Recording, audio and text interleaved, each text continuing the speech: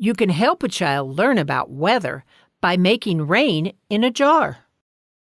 You will need a glass jar, a plate, water, and ice. Heat the water until it's steaming. Pour it into the jar and place the plate on top.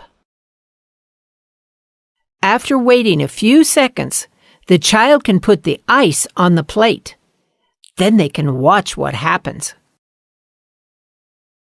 You can explain that water went up into the warm air, and when it hit the cool plate, it formed into water drops that came back down. Then you can say, "This is how rain is made. Water in the air forms clouds, then comes back down as raindrops." This activity helps the child understand where rain comes from.